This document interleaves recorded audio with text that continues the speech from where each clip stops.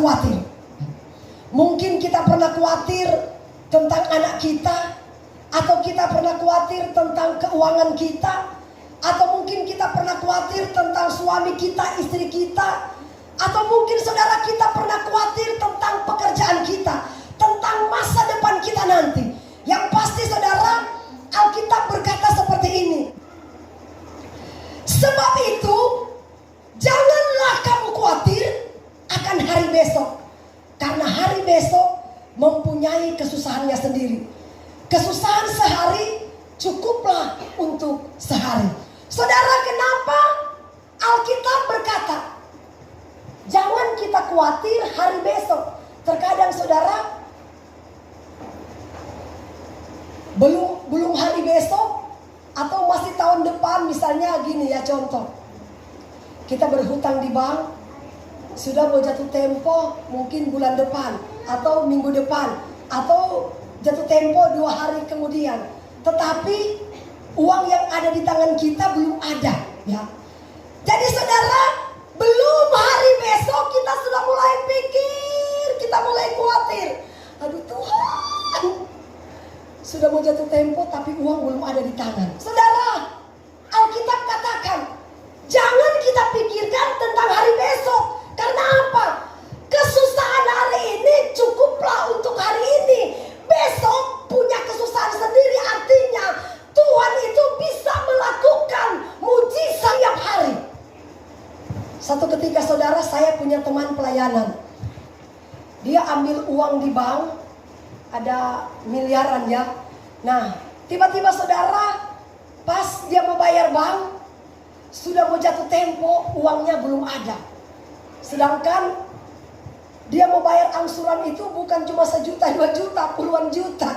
Saudara, yang dia pakai untuk jadi jaminan itu adalah rumah mewahnya. Saya pernah dibawa ke rumahnya. Memang rumahnya itu mewah kayak istana. Akhirnya dia katakan begini, aduh gimana caranya saya ini mau bayar ini angsuran bank. Belum lagi saya kasih gaji karyawan. Aduh Tuhan. Akhirnya saudara, jalan satu-satunya, dia kata, ini kesaksiannya dia ya. Dia bilang begini, daripada saya cari manusia untuk saya minta pertolongan, lebih baik saya cari Tuhan. Ya, karena saya tahu bahwa sumber pertolongan yang jelas itu adalah Tuhan. Ya. Akhirnya saudara, dia masuk ke kamar, dia berdoa. Dia menangis saudara. Pokoknya dia katakan begini, pokoknya saya menangis. Saya tidak tahu lagi jam berapa ini. Pokoknya saya berdoa. Karena hati saya ini nggak tenang. Kalau saya sampai tidak berdoa kepada Tuhan, saya tidak tenang. Saya gelisah. Nah, sedangkan sudah jatuh tempo. Besok dia harus bayar bank. Akhirnya sudah sampai besok belum ada mujizat. Ya mau tak mau pasrah. Rumahnya mau disita. Jadi dia saudara pergi ke bank. Maksudnya dia mau baku atur dengan bank. Siapa tahu bank masih bisa kasih, mungkin bisa mundur atau gimana ya. Tiba-tiba saudara dia pergi ke bank. Terus bank periksa namanya. Bang cari di komputer. Oh namanya ibu ini. Iya Pak. Loh, ini kok ibu hutangnya di sini kok pada lunas semua. Wah dia kaget saudara. Kira-kira siapa yang membayar itu?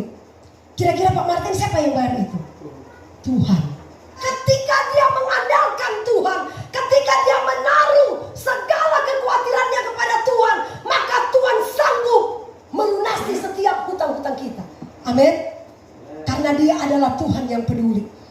Akhirnya saudara, ibu ini betapa dia senang, ya, karena ternyata setelah dia pergi ke bank, dia nggak ada hutang lagi kata bank. Loh, dia berpikir, siapa kira-kira orang yang membantu dia, ya? Tiba-tiba ada hamba Tuhan katakan begini, ibu nggak usah cari tahu siapa yang membantu ibu. Walaupun mungkin ibu mau selidiki sampai ke ujung dunia pun, ibu nggak akan bakal tahu. Karena apa? Yang kasih lunas hutang itu bukan manusia tetapi Tuhan. Amin. Ya. Makanya saudara, firman Tuhan katakan, serahkanlah segala bebanmu kepadaku, maka aku akan memberikan kelegaan buat kamu. Ketika saudara kita telah menaruh segala kekhawatiran kita kepada Tuhan, tapi kita masih pusing, kita masih khawatir, Tuhan katakan, kamu seperti bangsa-bangsa yang tidak pernah mengenal Tuhan. Matius 6 ayat yang ke-32. Sebab itu janganlah kamu khawatir dan berkata, apakah apakah yang akan kami makan? Apakah yang akan kami minum? Apakah yang akan kami pakai? Terus